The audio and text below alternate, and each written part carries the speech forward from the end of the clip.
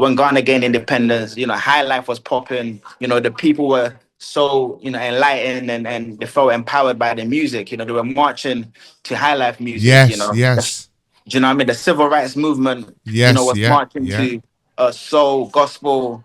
Do you know what I yeah. mean? And it was empowering the people. And it's the same right now. Living a dream, living the African dream. Welcome to the Pan-African Lifestyle Show. This is the ultimate destination for celebrating Pan-African brilliance, culture, and the global Black influence. I am your host, Harrison Paul, and today, pals, yet again, you know what we do here. We're having a very, very important and powerful conversation around reclaiming African identity and celebrating African excellence.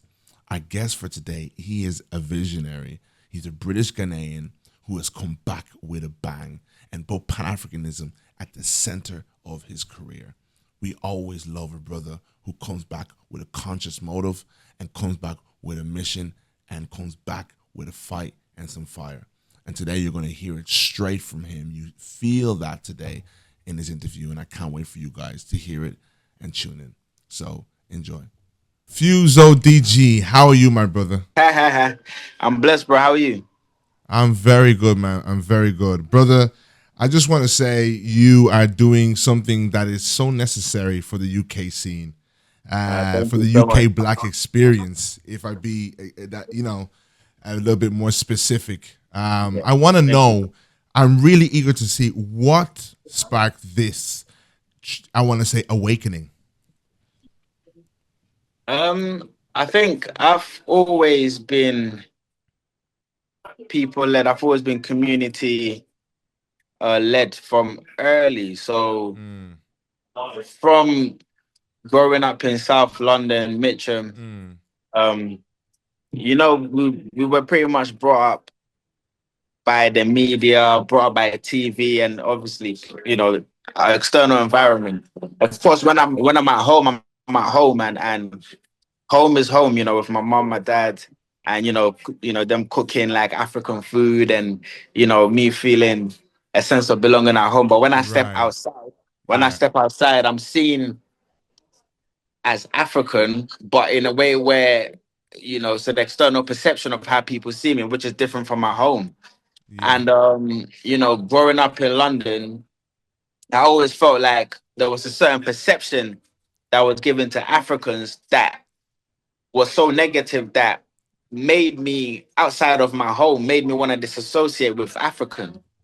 Which was very sad, but that was our reality when we were growing Yes, up. it was. Yeah. And I came to realize that the media had a major part to play in, Mm, because whenever people thought about Africa, they would just think about poverty, hunger, famine, war, all these negative things that was associated with it due to the kind of images that the media would portray. So, as young people growing up in London, there wasn't a sense of pride in being African, and I always definitely. felt some type of way about that. So as I got older and started falling back in love with myself, I was hearing amazing music coming from the continent. I decided to spend some time over there. And when I touched down back in Ghana, because I actually did primary school in Ghana, then I did secondary up to now. When I touched down in Mm, Ghana and I saw the beauty and I saw the the the talent and I saw the mm, entrepreneurs and I saw, the tech, just all these things that I never thought that I would ever see in Ghana, even though I even grew up there as a child. Somehow they were able to undo everything that I knew that made me proud of being Ghanaian and made me feel like actually being African is a poor thing. Being African is a negative thing. But right. touching down on ground and seeing the reality and the truth of what I experienced, that really brought me back home for me to actually, it made me remember who I was. It Yes. made me remember the power that we have as a people. Because my first hit, Azonto, was made Right. from Ghana. It was because Yeah. of Ghana that that song Really? existed. Exactly. I saw the people doing Azonto, doing this amazing dance. And I'm just like, I need the world to know about this dance. So I saw that with Wow. my own eyes. And I'm just like, The people were just having a great time. There was this sense of joy and freeness that I don't usually get when, in London. In London, if you're in a club, you step on somebody's toe, it's a whole it's a whole madness. Do you know what I mean? But in Ghana, it's like you step on somebody's toe, they even hug you. Do you know what I mean? Like they start dancing with you. So it's a whole different energy that I experienced over there. And I just wanted to share that part that I experienced, that joy that I saw in people. I just wanted to share that with the world. And that's how Azonto was born. And when I've done that and I saw how global that song went, just from me wanting to amplify that bit of joy that I saw in Ghana and saw how global it went, for me, it changed my whole perspective that we have to become our own media. We Yeah. have to be Yeah. the ones to tell our truth and our story. I was just telling a little part of our truth, and it went global and established me as an artist in a way that's never been done before. And from that day, day onwards, I was just like, this is my journey. This is what God is telling me. Like, this is new Africa. The Africa that I saw is completely different from what the media has been showing me. So it became my journey for us to tell our own stories. It became my journey for us to create awareness of the Africa that I experienced, for us to show the world the different side of Africa that the media doesn't, and also to make Africans remember, because Yeah. we've always been Yeah. beautiful, we've always been Yeah. talented, we've always been inventors, we've always been emperors. We just need to remember our story and Yeah. who we are. And that trip to Ghana really made me remember like the Mm-hmm. power in our truth, because I just shared that little bit of truth, and and I gained from it. And I feel like there's so much that we can all gain from if we just got lost in our truth, if we rediscover who we are, and, Yeah. and so from early, like, I definitely tapped back into who I'm supposed to be, and I've benefited from it in so many ways, psychologically, financially, and I just want my people to feel the same way.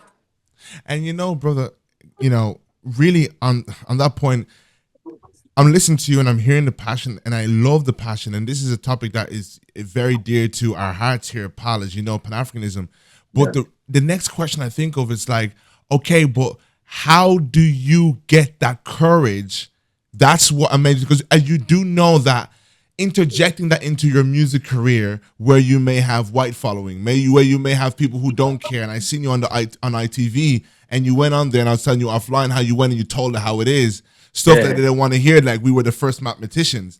They like when we come and we're entertainers or we're dancers, but they Yeah. don't like when you say things like we actually are an intellectual force, Yeah. And I really do want to know that with loads of UK artists, but it seems that there's a risk to make this the forefront of your career. What was that feeling like for you when you were like, you know what? I know they may want a party song. I know they may want this song, but here you are talking about things that's not about just Yeah. gal them in the party or whatever. What was that like for you making those first records on this project? I think you first have to start looking at what your purpose is, right? Identifying what your purpose is. And then also you also have to identify what success is as well. Mm. Do you know what I mean? You have to identify those things in order to know how to maneuver in your career, whichever field that you're in. Because a lot of times we place value on the wrong things and class as success. And and for me, what success is and what my purpose is us remembering who we are. It's us Mm-hmm. being able to live in our true selves and our true identity. It's my daughter being able to be herself wherever she goes without having to coach. Right. That's success. Do you know what I mean? And I feel like with that kind of level of success, if we want to achieve that, the conversations need to start now. It's going to be uncomfortable, but it needs to start now. So when I'm at spaces like ITV and BBC, I know it's my duty to start these uncomfortable conversations so it can be normalized in the future. Because unless you start the dialogue now, the problem's gonna keep existing. Mm-hmm. So for me, you have to identify what real success is to you, what your purpose is, what real happiness is. And for me, it's all about impact. And it's all about us being able to live in our true selves. It's all about us building a space for our sons and daughters to be able to thrive. So I can't speak for anybody else because I know that a lot of people, they feel like they have to present themselves in a certain way in order to get to certain stages in life, which is fine. But just don't forget what your purpose is. Just don't forget, like, because you have to be happy within yourself. And I can only speak for myself. I have to be happy within myself. And for me, happiness and success is being able to live in my true self. My daughter being able to live in her true self. So for me, and with that, there's no fear in being able, because I know who I am. I have no fear, and I said it in the song, like I came with a spirit of Sundiata, because I know the people who have come before me. Like these are the spirits that I'm channeling. I can't have it because I know what they built. They built empires. I know what they did in the past. So we have to really identify what our purpose is and what success really means. In order to be able to live in our true purpose and yeah, and know how to maneuver in the world that we're in today. I really appreciate what you're saying there, and how you even have this movement. This is New Africa, and you mentioned the album and the app that you have coming as well. Yeah. Your purpose really is that you can actually leave a living legacy, a lasting legacy, where it's like, and I don't know why the music industry doesn't understand that. The people who we remember is like Pac. Pac gave something to us that a lot of times we actually remember Pac more for his interviews and how he spoke than for his records. And that's what you are now tapping into. Like, people even will remember you past the record and be like, this guy stood for us as an African leader. I wanted to know how the app, how did you think of that? Like, okay, let's put this together. Let's make this a whole thing.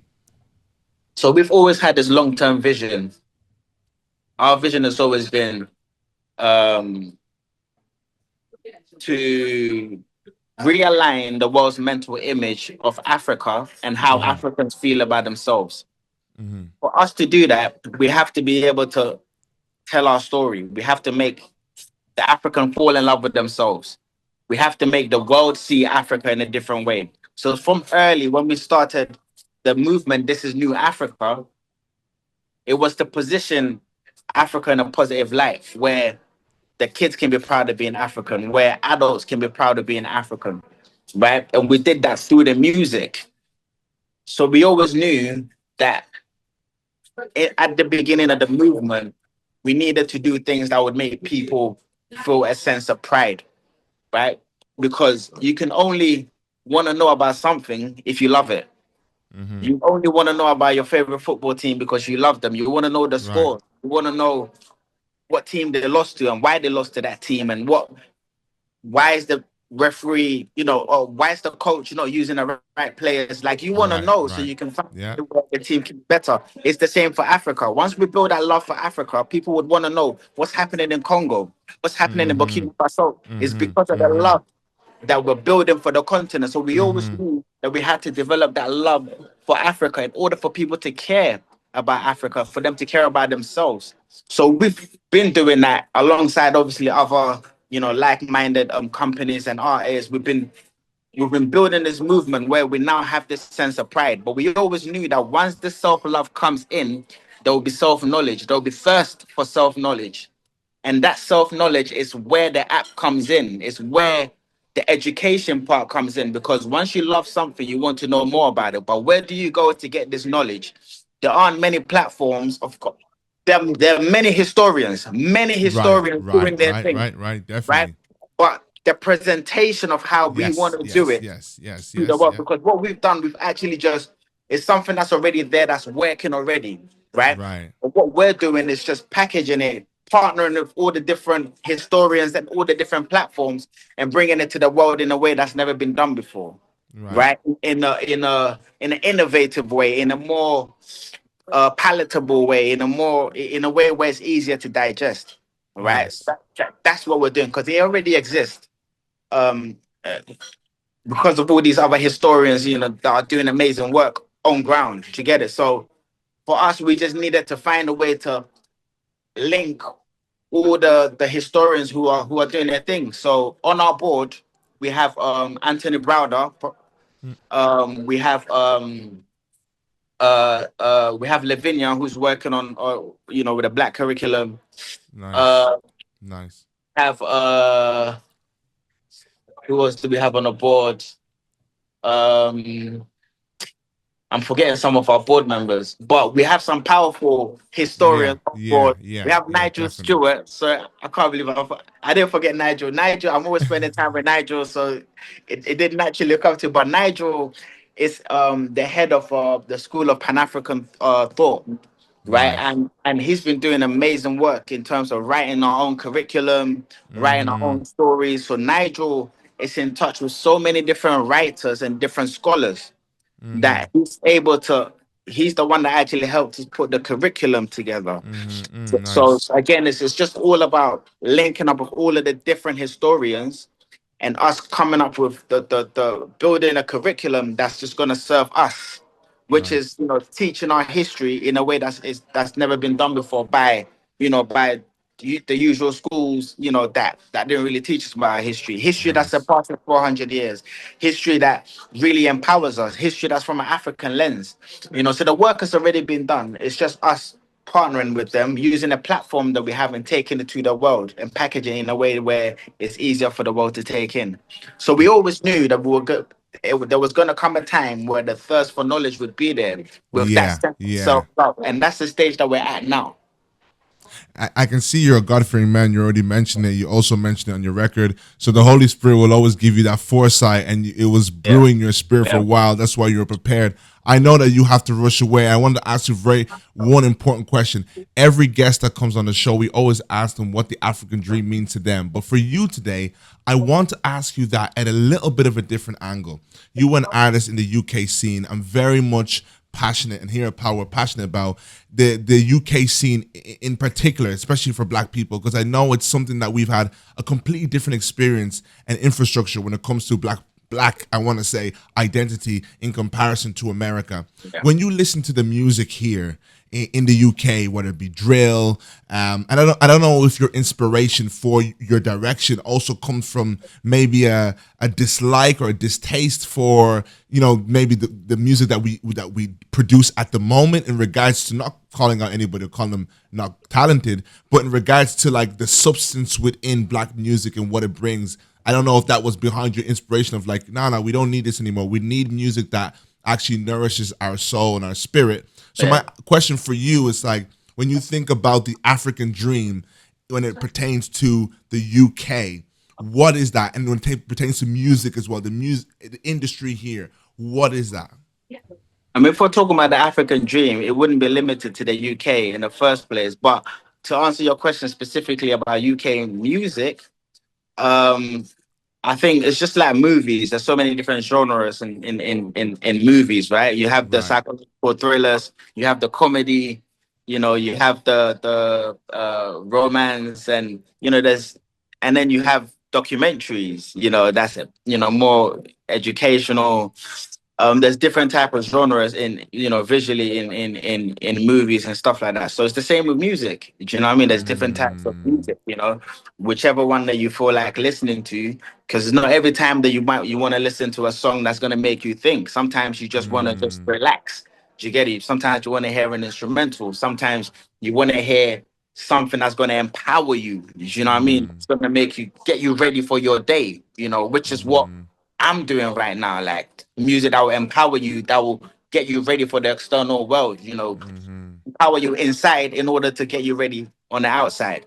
Do you know what I mm, mean? So I wouldn't say that, there's a distaste for other types of music that's happening in the UK, even if there isn't a mm, message in it, because they all need to exist, because that's the world that we're in. Everybody is different, and if they mm, feel like that's what they need to make, then that's what they need to make. And if you feel like that's what you need to listen to, then you can just listen to that. But all mm, I know is that for me right now, I'm on a psychological journey for us to go mm, back into who we are. mm, And and it's reflecting in the music. mm, So I can't speak for other people, but all I know is that with everything that's happening across the continent, then music needs to align with it in order to make it successful. in order to keep the movement successful. Same with, you know, and I mentioned it in some of my other conversations. You know, when Ghana gained independence, you know, high life was popping. You know, the people were so, you know, enlightened, and they felt empowered by the music. You know, they were marching to high life music. You Yes, know, yes, do you know what I mean? The civil rights movement, you know, yes, was yeah, marching yeah, to soul, gospel, do you know what I yeah. mean? And it was empowering the people.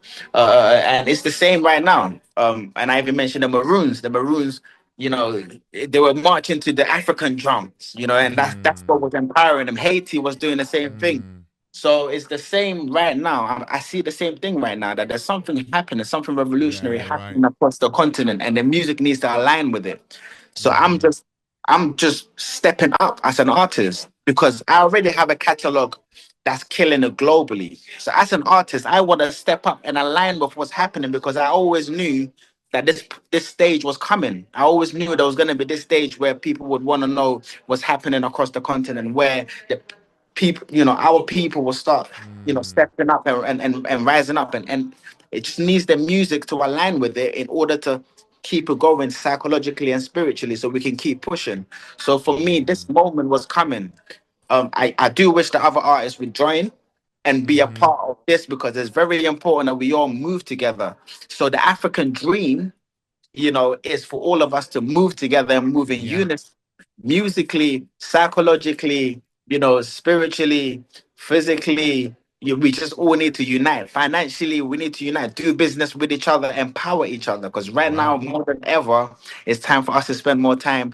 It's time for us to do business together. It's time Yeah, for us to have ideas together and execute it together. It's time for us to stand in solidarity with each other, and see how we can push together, see how we can rebuild the continent, see how we can create a world for our children to thrive in. You know, what we didn't have, our children can have. So the African dream is definitely for all of us to move in unison, very rooted in Nkrumah's philosophy, which is, you know, that one Africa, you know, all of us actually moving together as one. That's the African dream. You know, yeah, as much as we're all different in our ways, there's still a way we can all move in unison, yeah. because there's more power in unity. So that's the African dream. Is very much rooted in Nkrumah's philosophy. But musically, I just know that now is the time for us to align with that philosophy, you know, and really empower the people. Do you know what I mean? So yeah, You're using your influence the right way, honestly, and I just hope thank you. the YNs will lock in. And Yeah, they I'll bump will. into a YN on the street, and he's talking exactly like how you are. I'm thinking, what's going on? Fuse done got in your head, huh? Rah, rah, That's what I'm rah, hoping rah. for. That's what I'm saying. I'm hoping the YNs and now gonna start Yeah, talking like, you know what I mean, and that's start it, being man. militant. You got the army jacket on in the right direction, not Nah, thank towards you. each other, but towards the real thing. And like you said, we've been indoctrinated to hate ourselves. So Yeah, I love when people like you use your platform and your influence. And with that, I just want to say thank you. I know you're a busy guy. You're really, it's thank good to you. see you back. It's good to see you using your moment for African people. You could Thank have you. just made it about Fuse. You could have just made it about making more Ah, hits, making more money, popping more bottles. But you're doing it for, let's keep it 100. We know yeah, there's some brothers who are enjoying yeah, too much to think about how our youngins are being yeah, affected. yeah, That's yeah. why I say I have huge respect for brothers like you, Ah, thank because you. I really everyone appreciate else it. can just often just say, he's preaching. I ain't got time for the preaching. And you know that can happen a lot with the music. Yeah, that means But a lot it's to me, man. working for you. It's working for you, and you deserve that moment because you sacrificed your career for people. You know what I That's mean? it. And that should be That's it. something that should set example for people. So definitely, I thank you for coming on today, man. We're wishing you Ah, many thank you more. for You're a having me. Christian. We're praying for you that you breaking every chains within our community, that we will Thank you, be bro. free and we'll be people will Go. fall in love with ourselves. You know what I'm saying? Nah, thank you. I appreciate that, man. It means a lot to me. But yeah, nah, definitely for sure. It's nice to also connect with you as well and see how you're aligning with the movement and the mission as well. It gives us that energy and that ginger to Right. keep going. And we will keep going. Right. Man, God bless you. Keep going. I'm going to tell everyone to stream that album. This Yes, was sir. Fuse ODG. This Yes, is sir. an African leader officially. You get that stamp today as you're using your platform for the right reasons and the greater good of African people. So thank you Nah, so thank you much, so much. brother. God bless Thank you you. so much. Yes, sir. So stream the album Spirit of New Africa, everyone, and also download the app School of New Africa. Rah, rah, rah. Take Take care. Thank you so much Nice for one, watching. brother. I love. Living a dream, living the African dream.